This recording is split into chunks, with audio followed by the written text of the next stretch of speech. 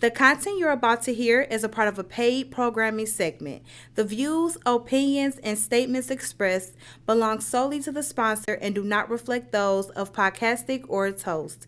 This segment is for informational and promotional purposes only and should not be considered as advice or endorsement. Listener discretion is advised.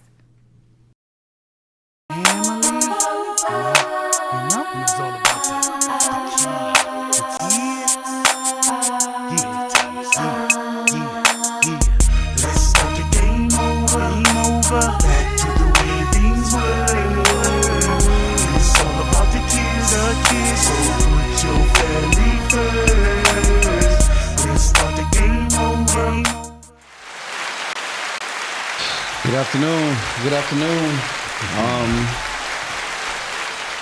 Good afternoon, ladies and gentlemen. Good afternoon.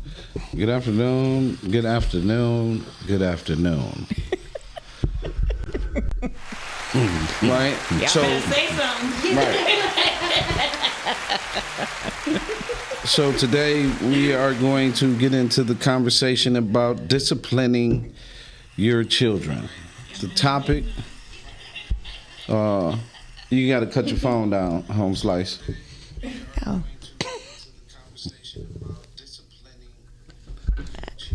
Yeah. Not me. That's not me. I'm on silent. Me too. Probably you. No. Right. And so today we're going to talk about, the topic is discipline. Yeah, whose is that? It ain't mine.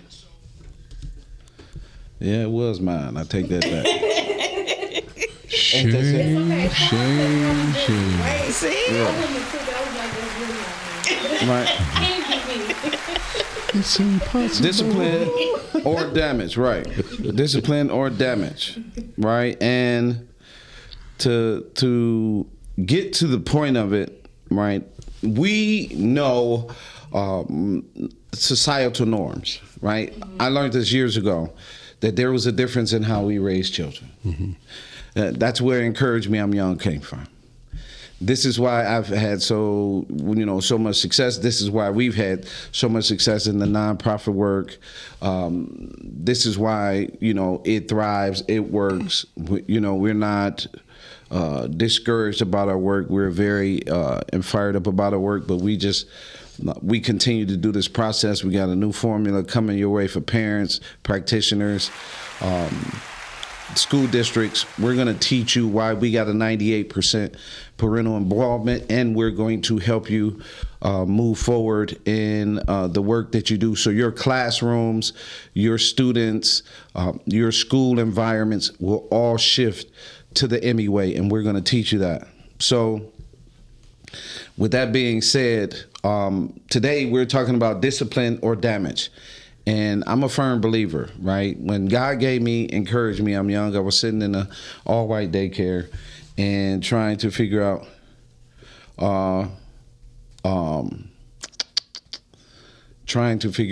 if About the N-word? The N-word, why we use the N-word and things like that, right? And I come out of there coaching and, we just turned up. We put 40 young men in college and we kept going. And the reason for coaching and the reason for doing the things is because not only do we do it for the culture, but we do it for the culture for everyone, right? We were very inclusive in our work, right? So every young man that we could put in college, we did, right? It's the same thing. But the discipline and the damage, the discipline or the damage, Miss Heather, if you can tap in. Heather, how you doing? Dave, how you doing? I'm sorry. Oh, I'm great. This conversation, I think is going to be stimulating. Of course, I do a little bit of legwork myself to set up for the conversation. But I sought to find some quotes that I wondered, if how other people felt. And so these were some quotes that I found. I'll just start off with the first two. I have 5. but Okay. I'm only going to do 2 right now because I over-prepare. Okay, so 1, it says, too often we forget that discipline really means to teach, not to punish. A disciple is a student, not a recipient of behavioral consequences. And that's Daniel J. Siegel. And number 2, it says, children behave best when they feel most loved. Shame isn't a strategy to encourage behavior. It leads to compliance and then rebellion. And that's by Sarah Boyd.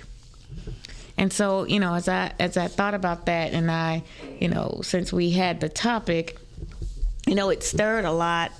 And it stirred a lot from my personal experience, my history. My parents used the belt. That was a real thing in our household. But they also used other strategies. In particular, my mom had a strategy that she used. I had a sister cousin and my sister. They would get into it. They go maybe 30 minutes and then they're getting into it about something. And my mom would make them sit in a chair, and they had to sit in the same chair, and they could not get up until they resolved whatever it is that they were upset with each other about. And so it wasn't always the belt in our house. The belt was after you've been told multiple times and you kind of still were playing around, didn't take it serious, weren't being responsible. That was the kind of the I'm serious and this is serious too. Personally, I was a runner, so they had to chase me down. If you were gonna get me, you're gonna have to chase me. I'm not gonna sit there and let you beat me or spank me. You had to catch me. So that, that kind of incited my parents because they had to jump over fences and such. But but even then, I was aware that, that whatever I did, that I knew was right or I knew was wrong. I knew there were going to be consequences, or they could be consequences. It just never occurred to me while I was in the process of doing something. Like my brother and I experimented with fire a few times, and we burned the back door, and we burned a hole in the carpet. Like criminals to me. But and we got a spanking for Better that. watch out for Carrie. Right. But the thing that stopped and made it no longer science was when my mother took the lid off the oven. And it was an open flame. She said, "Oh, you like fire. You don't think fire will burn you." And I was like, "Oh, it's a scientific thing." I'm trying to explain this to my mom. And she took my brother's hand and put it in the oven. And he was like, "No." She's like, "No, but you like fire. You think that you can't get hurt by fire. You need to understand the fire is hot." And so he's like, no. But, she's just threatening that she was going to stick his hand in there. She didn't. It was enough to feel the heat coming out of the oven. Mm-hmm. I was good. I knew everything I needed to know about how hot it was and how much damage it could do because she made it real. Mm-hmm. You know what I mean? Before, literally, we were thinking it was scientific. Like, this is what happens when you put this like, we were really doing experiments and did not think about consequences. Like, you could burn the house down. Like, when stuff started burning, it's like, well, he knew what to do. We put it out. But the consequences of that, like I said, the first time we got caught, we did get a spanking, but we did it again because it was science. It was science. So my mom, she heard us say that. She heard me loud and clear. Oh, it's science. Let me show you what science looks like more actively involved in it. And so, yeah, that satisfied my desire for more research. Yeah, okay. I'm just saying that it, You almost burnt the house down. With science. He's blinding me with science. Blinding me. But of course, as an adult, of course, as an adult, I see that, and what I saw her. And that is a memory that sticks out with me in terms of an alternative, because we did not get it. Well, we didn't get the real deep consequences of what we were doing. Okay. And so she took a different approach because the spanking, we got the spanking. that just didn't work. We got there, of course, we had conversations about, about prevention and that kind of thing, because they did that all the time in our school. The firemen would come and they would do all the presentations while you were in elementary school. Yeah, okay. Dave, where parents get it wrong? Where do parents get it wrong? I ain't going that way. Right.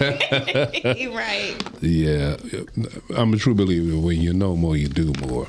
And as I told my soldiers, again, back when I was doing a lot of men's group, and they would say they hate their father, I said their father could only give them what they had. So as Dr. Heather was saying, as the mother had more resources to tap into, she gave a different approach. Since you can't hear what I'm saying, then you will understand through example and experience what I'm trying to tell you. We all comprehend different, and some we get it early, and some we get it later. And so, as I was talking to Heather, I got tickled because I was thinking, wow, look how she can rationalize this. She can make all this logical. It's for science. And it was real to you and your brother. It was real. Mm-hmm. But sometimes it takes a reality check, is what your mother did. So parents, I think they not necessarily get it wrong. It's just I'm going to use a biblical example of this real quick. So you had Saul, who believed that he was serving God by killing Christians. But when he went through his transformation, he became Paul. He had good intention, but he had the wrong approach. And I think that's what happens with us as parents. We have good intention. So the classic line, this is going to hurt me more than it hurt you. Maybe your intention, your rationality tells you that, I'm feeling this pain for you. But the person being the recipient of the butter whooping, they're going through the real pain. So, it sounds good in theory, but we have to learn to get different approaches. And that's what the show is about, to help parents to recognize that maybe you're not doing it wrong in the sense of your intention, but your approach and the end results is ineffective. And we'll talk about that long-term effect. So, and toward the end, I'm going to give you a formula that works, and it's a very powerful formula. Excuse me. That works, and I've taught tons of families about it, right? Mm-hmm. Okay, but let's get to this. About 85% of young people in the U.S. report having been physically punished by age 18, often by spanking or other forms of physical discipline. Globally, an estimated 1.2 billion children are subjected to corporal punishment at home each year. Nearly 400 million children under the age of 5, roughly 6 in 10 worldwide, experience psychological aggression and physical punishment at home.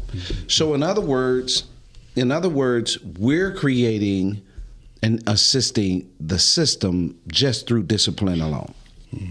Because discipline can easily become abuse. Right? Where you think that you're doing the right thing, or what you, like you said, like Heather said, it's gonna hurt me more than it hurts you, right? That's like I said, those terms can set you up in a lot of bad ways, right? We've seen that profiled in several books of serial killers. We've seen it profiled in sports. We've seen this profile to the extreme where someone lost their lives, right? So discipline has a fine line, and it's tools that when you're disciplining that you have along the way to grow the person.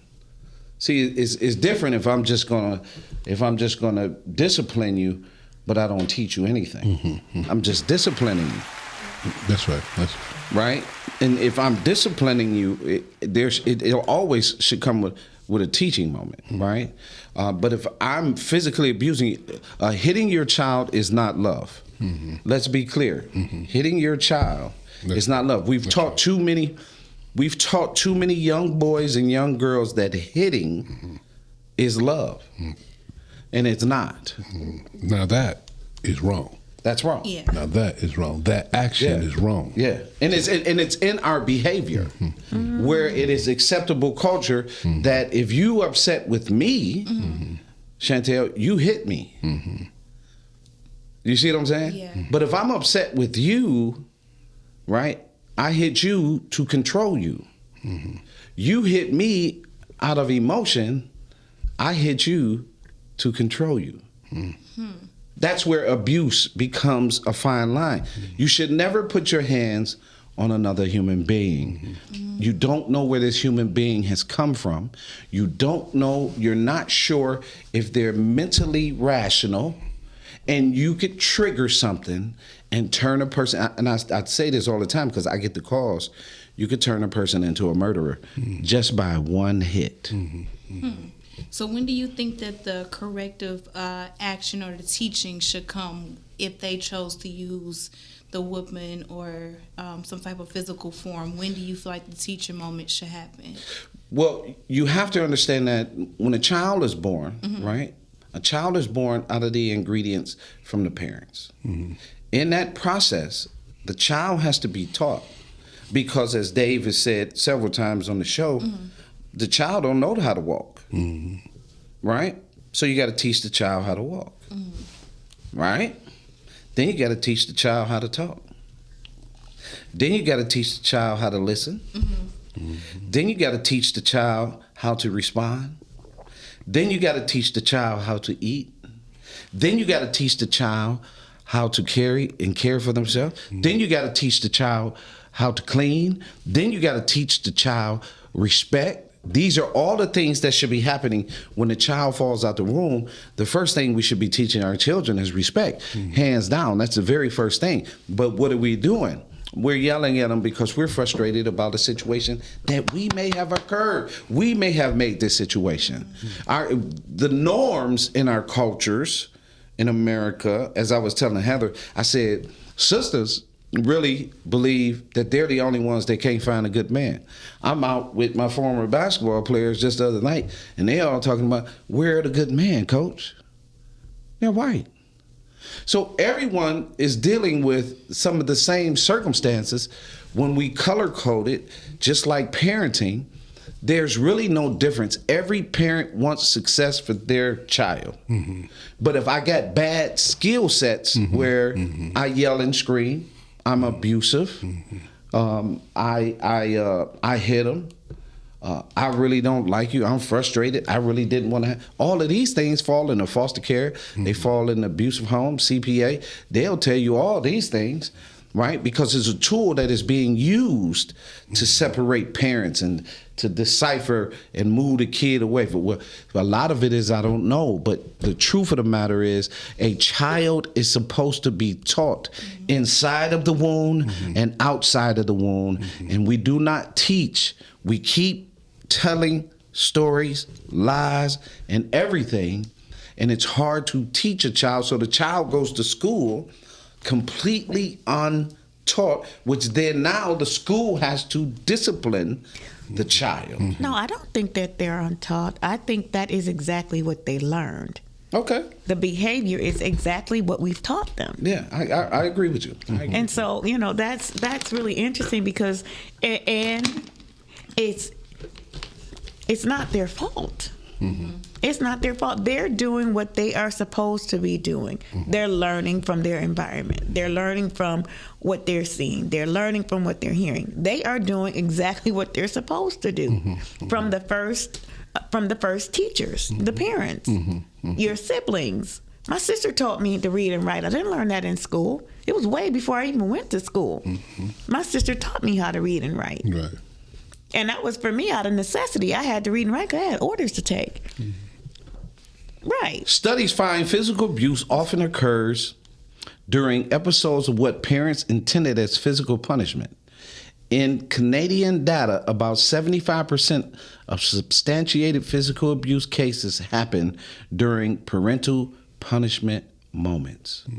Corporate punishment carries risk of escalation into serious maltreatment because all physical punishment carries the potential to harm physically, mentally, and emotionally. That's right. ACEs. For sure. ACEs, adverse childhood experiences, mm-hmm. Mm-hmm. when they go through the score, mm-hmm. Mm-hmm. right? So when I did my ACEs score, that extension cord was right there. Mm-hmm. You know what I mean? That extension cord was right there. And so with it being right there, have you seen what they say? Have you seen abuse? I had saw that. Inappropriate touching. I saw that. Traumatic events. Traumatic events. Right. So imagine right now, as I said, when the child falls out the womb, we should be teaching them. Parenting. We are teaching them. Right. But parenting is a teaching job. I had someone literally argue with me or disagree with me about cursive writing, even though I pointed out and showed you that it was cognitive. And they literally was like, it's no good. It's no use right now because of technology. Right. I said, well, if you want your child to be a follower, then so be it. But if you want your child to be a leader, give them the same foundation of the things that you got so they could be a leader, because technology only creates a lot of followers.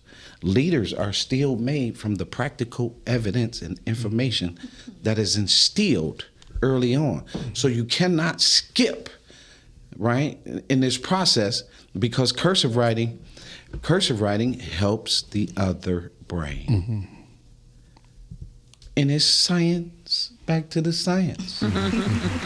Right. You said something that was significant when you talk about teaching and beating. Beating, again, is a physiological response, and it doesn't bring about the emotional and mental well-being that you would be looking for. You taking care of the physical. You did this, I'm going to stop this behavior. But you don't think about the teaching is about preparing the child in the future. And one of the things, I call myself a narrative conversationalist. So when my mother initially used to give me those spankings, I thought they were primitive then. I think they're primitive now.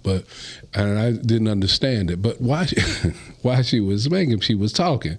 And so at that point, early years, I was like, okay, just come on and just finish the whooping, in my little head. So this be over with already, because she running her mouth, right? But I realized that just like my grandfather, they were narrative people. They gave explanation behind why they were giving you this whooping. Well, it was a quick fix for me to say, if I don't do this, then this don't happen. So the whooping stopped really quick, because many of the times that I got the whooping, I could even see the logic. Like one time I left the house unattended. I could see the logic that somebody could have came in, took something, blah, blah, blah. So when we take time to, as Dr. Heather said, we are always teaching, but what are we teaching? And is it effective long-term? Everything that we do, case in point, go back to the military. Military, we start with the idea called basics. Just like Calvin said, we start with the basics. So we're going to break you down to build you up. We're going to take all your idealisms that you came into the military with and break it down to prepare you to be a soldier. Back to crawl, walk, run. So you have to go through these basic things, like just cleaning up your room, making your bed. We think that's insignificant, but the reality of it, that's called order. We're developing structure. So when you're teaching a child early on, you prepare them to understand things that are decent in the order and structure. But if I'm just whooping you, you're not giving me no structure. You're just giving me a whooping that brings about pain. Because I have my own innate qualities that I come into the world with, I may interpret that as, man, you don't love me. You don't care about me. And so therefore, I start formulating in my head that becomes an innate a long-term memory that down the road, this is how you handle things. This is, as Dr. Calvin said, when he responds to you, hits you upside the head, now there's something wrong here. But when you hit him, it's an emotional charge. But at the end of the day, it's emotionally impacting both of you. So we have to be very careful when we talk about teaching and beating. And a beating is just what it is. It's beating. It's beating you down emotionally. It's beating you down mentally. It's beating you down socially. Look at, why would bullying start at 7 years old? So young, because something was formulated, as Dr. Heather said, that was being taught right out the gate. So is the physical abuse or the verbal abuse, or not even abuse, but physical discipline or verbal discipline worse? They're almost one and the same, right? Because here's the power of, like we were talking about, right? If men And women, we see this all the time. In stores, I've had to check. I've had to check women, not men, women, for punching their sons in the chest, calling them little MFs, the N-word, screaming at them, shut the F up, the whole nine. Now, if your intent is to destroy your child, you have all the skill sets in the world.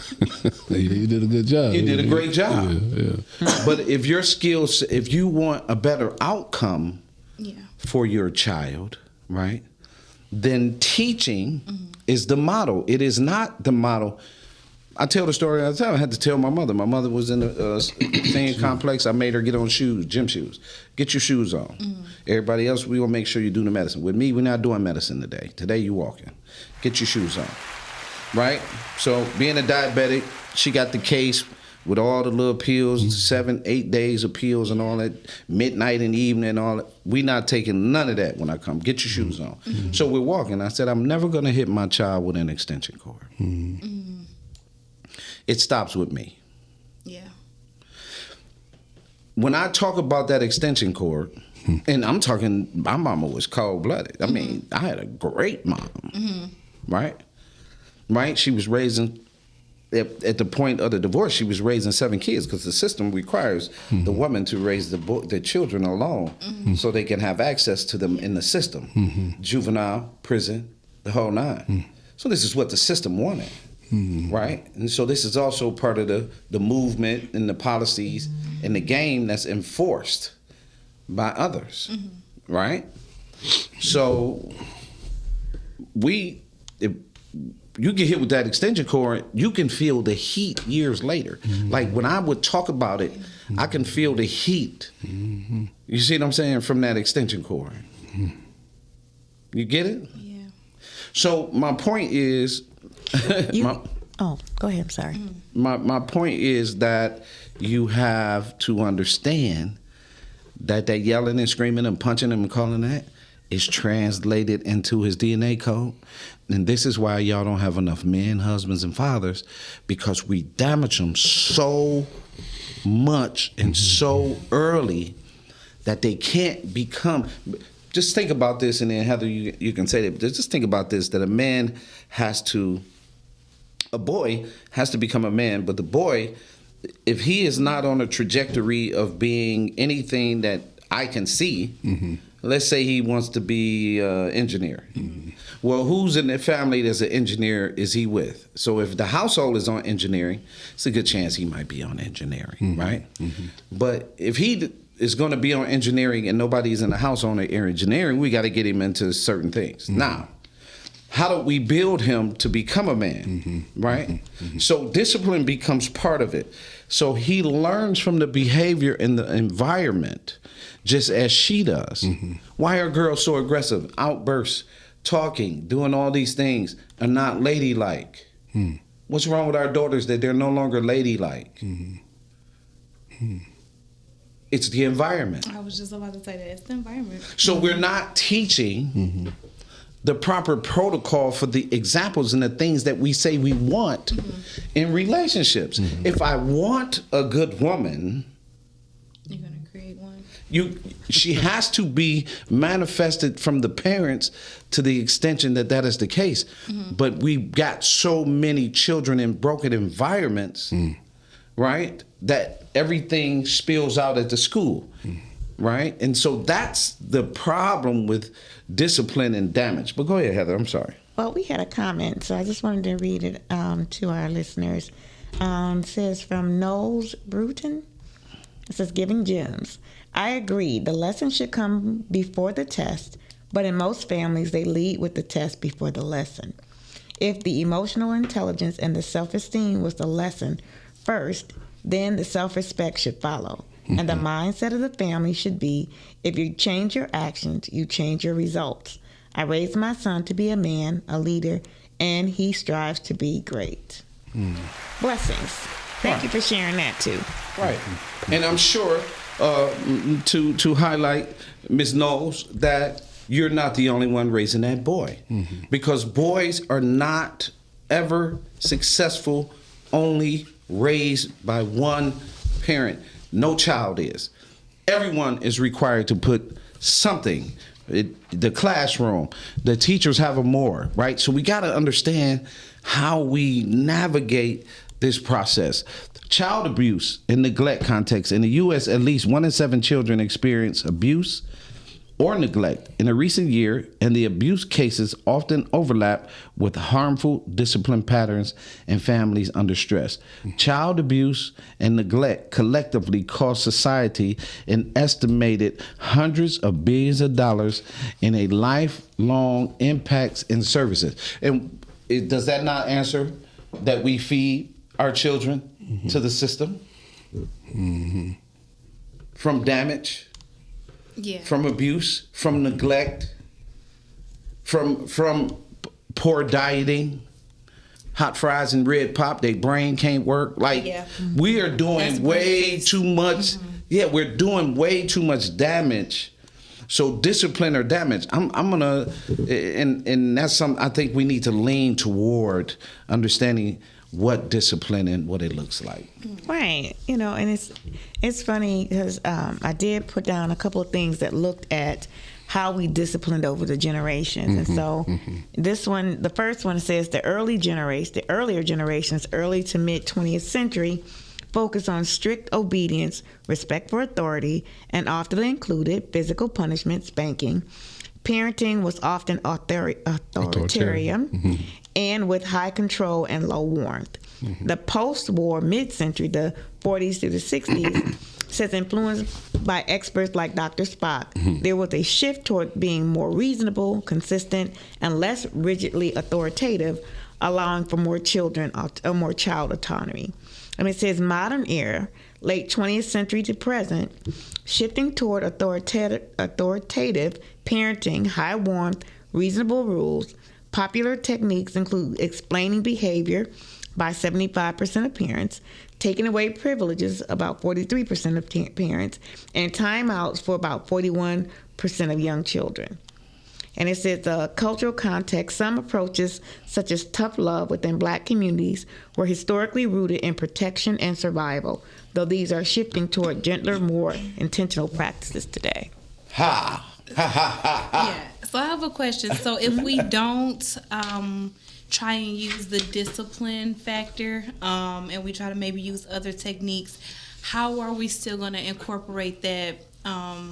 It was like that unsaid kind of fear that we had, or was it respect that we had for our parents? Like, we knew, like, hey, we're not going to do that, or we know that they were going to get with us. Do you feel like that can still be something that's happening today without whoopings or things of that nature? For a fact, yeah. So I'm going to incorporate what Calvin was talking about. There are two forms of fear. There's terror fear and there's reverent fear. So terror fear would be the corporate punishment or physical approaches. The reverent fear is respect. So as Calvin talked about, we teach respect early on. And what respect sometimes is, because many people say you disrespect me, so everybody got their own definition. But one of the foundational piece of it is value of others. And so as we teach our children to understand value of people, places, and things early on, then it becomes more appropriate that innately they would exercise that quality of showing the reverent type fear versus having to experience the terror fear. And so when you get ready to get, if you did something wrong and you approach your home, you in terror. Oh, I'm going to get a whooping when I get home because Betty called your mama. And Betty called your mama from down the street and said, Calvin was out doing X, Y, Z. So now you have a terror type of fear. But if your parents were starting with the respect out the gate and you did something wrong, when you walk in the house, you can give an explanation. And they say, okay, that's not good enough. This is what's going to happen. You say, I'm going to put you on punishment. Yeah. They didn't whoop you. They put you on punishment, to know that you have to understand there's a consequence to your appropriate behavior or inappropriate behavior. So I think, it will always vary, because this kind of comes from the earlier century, comes from the old scripture, spare the rod, spoil the child. So people actually thought that there needed to be a physical action, but the rod was about discipline. It was about conditioning a child to understand that there's appropriate ways to do things and inappropriate ways to do things. But unfortunately, man being man, they carry out those things. Well, I'm going to beat you into behavior. Matter of fact, that behavior was so intense that, and I used to ride rodeo, so I forgot Mark's last name, but he's the guy they call it the horseman's whisperer. Now they have the dog whisperer and all these things, where he went away from his father's approach of disciplining the horse to become in line when they broke him, to using the approach that now people use as a more general way to approach discipline a horse. So it's the same with children. So we move away from authoritarian behavior to now what we call servant leadership, or transactional behavior, transformational behavior. So it takes so much the knowledge to be passed on in order to know how to approach raising your child. And and it's something to be said that parents are still being raised. Even where you are in your life as a parent, you're still being raised up to be the best parent. And that comes with new experiences. It comes with conversations like this. It comes with watching examples of how people can move other people. It's all the information that we're taking into our environment. As a mom of an 18-year-old, I'm still being raised as a parent. I'm still learning from other parents. I'm still learning from our village. And still listening to what's a better way to do it, and I'm asking. I'm asking for a better way, and that's one of the reasons why I loved our boss sessions that we had with our boys that were in our mentoring program. The mothers got together, and the mothers learned and worked together to find new ways of being. New ways of being a better mom, new ways of managing the stress, new ways of getting our sons to move in a different way, which is why they were even in the program.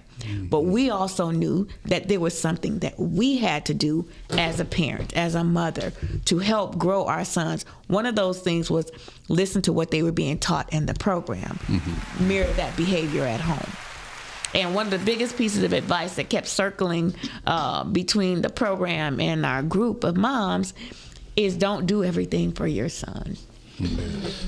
Don't keep doing everything for him, because if you're doing it for him, one, we're teaching him that the expectation is that either mom or another woman is going to do something for you. And as opposed to you doing some things for yourself, and us honoring and shaping that part of you and supporting that part of you that you're actually mirroring as the men that you're seeing in the program. So we needed that. And it becomes a huge part. Sorry for cutting you off, but it becomes a huge part of his leadership, right? We suffocate boys. Smother. Right? We inspire our daughters. Right? In a lot of cases. Until the daughter figures out, and then they go and they be at odds. Right? Because the daughter starts figuring out certain things, but the boy, right? So when it comes to discipline and damage, what happens is that as men, we're always challenged to be the one to be the disciplinarian in schools and everywhere. Wait till your father get home. Yeah, we're always challenged. We're never the person, and this is where fatherhood changed on our walk. We were never the person at one point. That's all we were supposed to have. Here we go again of what the father and the man was supposed to provide. Protection, paycheck, private part, some would say penis, right? And here he goes discipline. You can talk to male teachers in the school, they get tired of being called to come do the discipline inside of the school, right? Well, you look at security. Most of security is men. Yeah, and that's changing. I know. Yeah, because some of these women look like men. They really are security, right? And they're physical, right? And you see that now, right? But when we look at our children and look at the environment of raising children, right? it's going to come back to this, and I'm going to give you this because I think it's important for any parent. Get your get your piece of paper, the things like that. This is from a lot of effort, research, and understanding. Right? We call it. This is what it is: the strike 3 method. Mm-hmm. Right? Strike 1, strike 2, strike 3. You never want to get to strike 3. Mm-hmm. Right? But strike 1 is the conversation. Now, that conversation is the warning conversation. Mm-hmm. But that's where you are doing it at a pace and at a tone that they can listen. Mm-hmm. Mm-hmm. You're never yelling and screaming at the warning of strike 1. Mm-hmm. Strike 2. Now your conversation is stern. Mm-hmm. They have to look you in the eye, pay attention. This is the last time, right? Mm-hmm. When we hit strike 3, then you must be disciplined. Mm-hmm. But strike 2, I'm being stern. I'm getting your attention. Mm-hmm. I'm not doing it while the TV is on. Mm-hmm. I'm not doing it while the radio is on. I'm not doing it I'm doing it where we are one-on-one and I'm talking to you in a stern conversation, because now you're learning the tones of my voice and understanding when I'm not playing. Mm-hmm. Strike 3 is when you fall into the category of spanking. Mm-hmm. Now, what I mean by spanking is strike 3. I don't mean extension cord. I don't mean punching. I don't mean go out and get your switch, mm-hmm. count how many. I don't mean none of that. Mm-hmm. Once you get to strike 3, that you have to execute that discipline, but you're going to very seldom get there. Mm-hmm. With strike 3, you're going to very seldom get there because you follow strike 1 and strike 2. Mm-hmm. You cannot expect a child to do what you need them to do. Mm-hmm. If you're yelling. Mm-hmm. If you're always yelling, you're causing brain damage. Mm-hmm. You're stunting their growth. Verbal abuse, physical abuse, all of those things have been known, even in ACEs, to stunt the physical anatomy of a child, where a child literally stopped growing. Their bones, literally, they can be 15 and look like they're 7 from so much abuse and verbal abuse, right? So that strike 3 method, I think I spanked my oldest 5 times, right? Anybody else would have probably, 20, 30, 40 easy. 5 times, right? And following that method, and I tell parents this all the time, if you just follow that method, you're going to build a better relationship with the child anyway, right? Coming out of the womb, the first thing you teach the child is respect. By teaching the child respect, I ain't talking about the respect that you yelling and screaming, respect me. Mm-hmm. If you got to demand respect, that means you're not respecting you enough for them to learn, respecting yourself enough for them to learn what it looks like. Yeah. I always said, if you have to argue with a child, you already lost the argument. Mm. You already lost it. And like you said, it's so important to recognize those 3 strikes. Children are always looking to grow and learn because it's innately in them. And so what approach do we take to help them to learn and grow? Do we build or we destroy? And in most cases, we should be building. As Calvin said, right out the womb, we should be building. But unfortunately, let's go back to emotional intelligence. So the first point of emotional intelligence is self-awareness. If you're not aware of you, how you going to help somebody else? So if you bringing garbage in, what you think going to come out? At some point, that garbage is going to generate its own smell, and everybody's going to be a recipient of it. So unfortunately, we don't always go in with the right approach. That's why it's important to have children, if you can, in marriage, if you can, and out of love.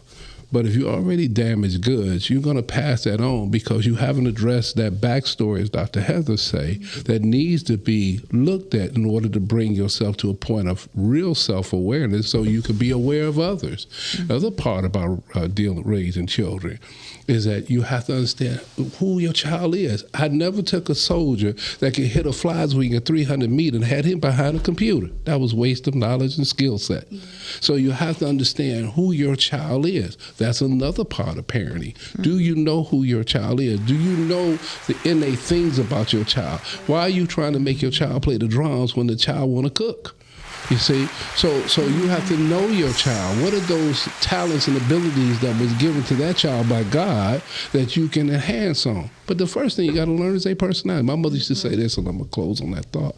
My mother would say, I love y'all all the same, but I have to treat you different because you're unique in your own way. That's good. Yeah, and that's the way it is. Because, you know, as I share, when I was conceived, what my parents was on. When my brother was conceived, what was my parents on? When my sister conceived, what were they on? So every child has a different makeup from the journey that the parents were on anyway. So if the parent is on foolishness, right, when they birth the child, the foolishness will be present. Now, the success that we've had over 40 years in the work, again, between the three of us, there's over 100 years of mentoring success. Let's make that clear. So the success that we've had comes from exactly what I'm saying, teaching. Man. Let me just add this one thing too. As we're talking about teaching, we're talking about mirroring too.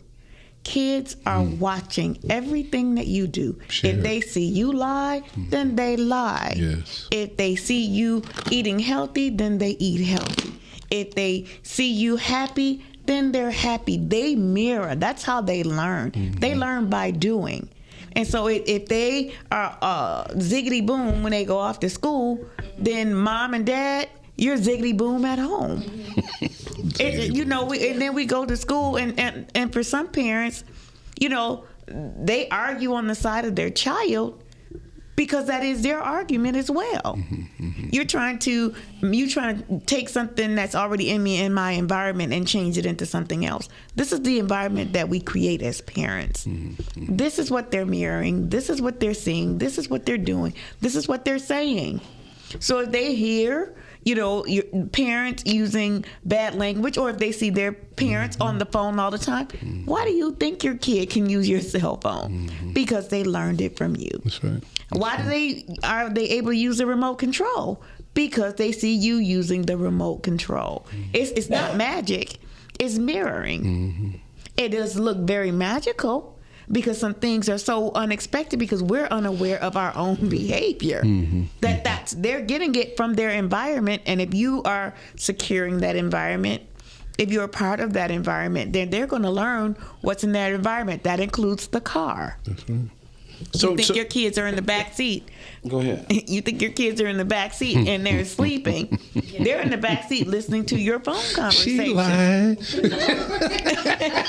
Real quick, Mama, why you lying? I know, right? She's back there hearing and say, oh, no. She lied. Daddy, why you lying? I want to Mind take your this real quick. So my brothers and them, they y'all probably seen them. You know, I'm still trying to catch up with technology, but these little people, these little kids, and they be doing Bernie Mac and all the different things. Yeah. But now, you know, as we're being researchers and analytical, I say, now you see, you got little kids doing this. They cussing, they doing their thing, right?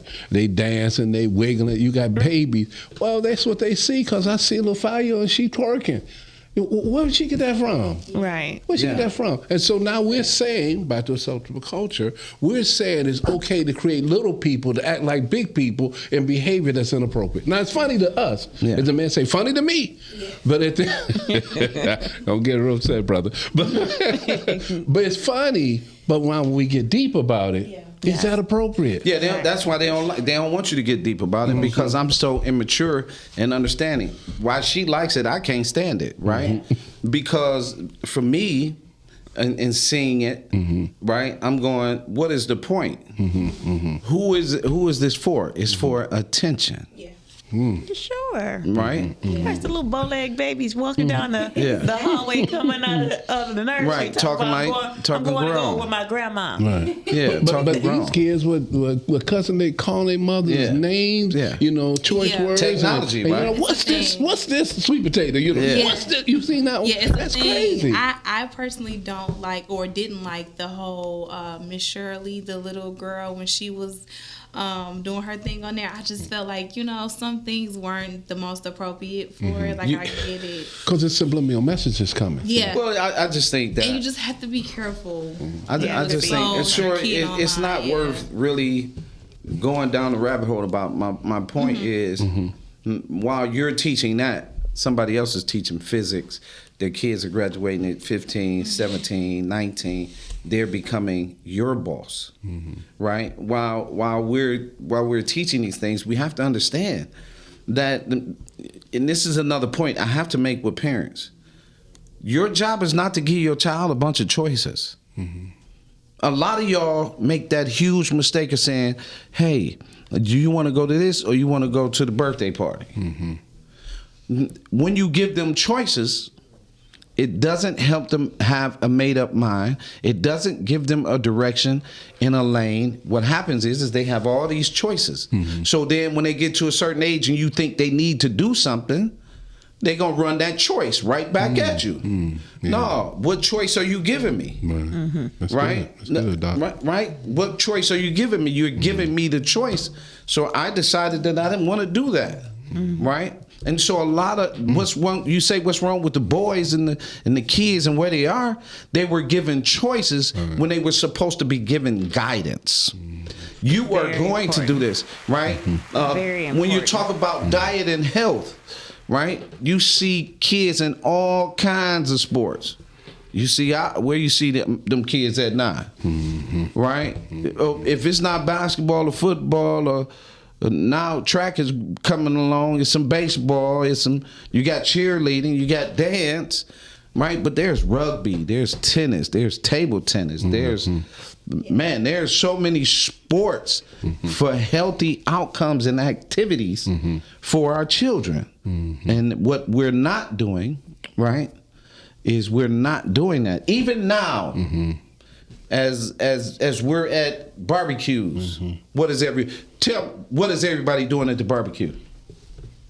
Smoking weed. Smoking, yeah. What else? Drinking, partying, dancing, Sitting still. Yeah, that too. They're sitting.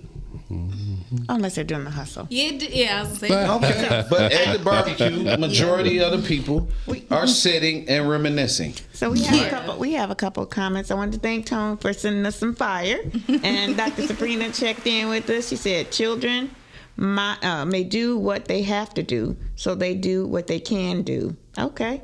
And they do what they want to do. All right. Thank you. So,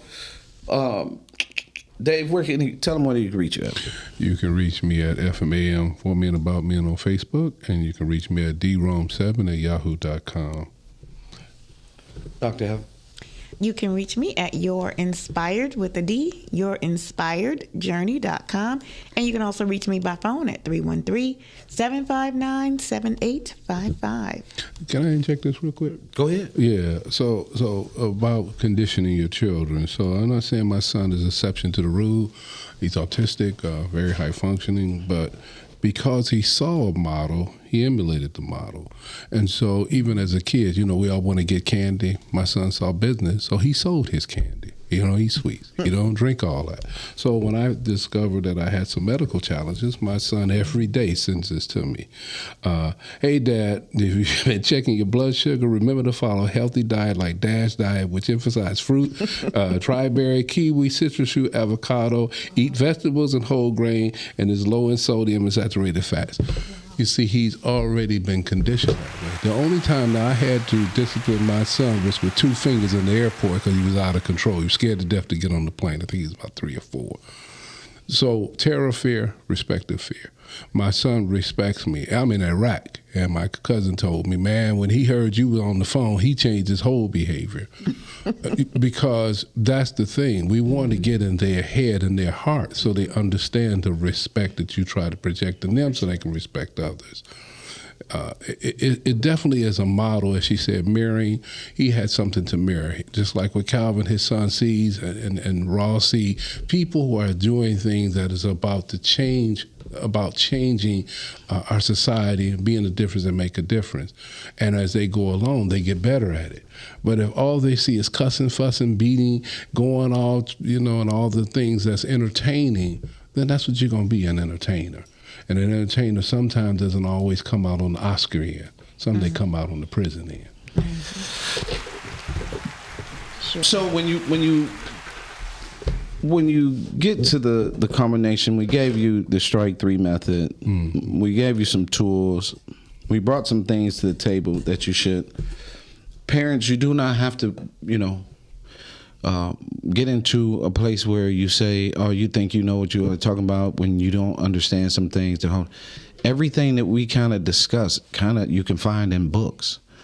If we picked up more books and did some things prior to, we could be better parents, right?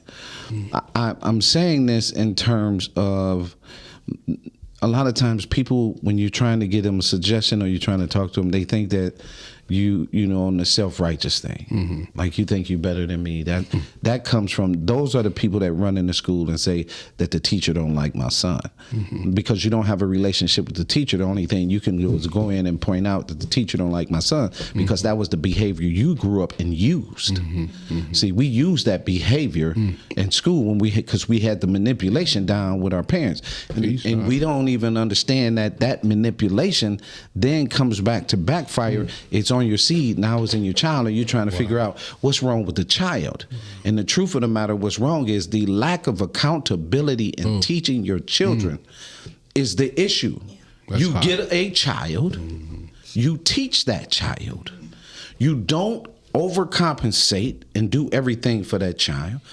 Young boys start shaping their voices and understanding and protection as young as 2 and 3.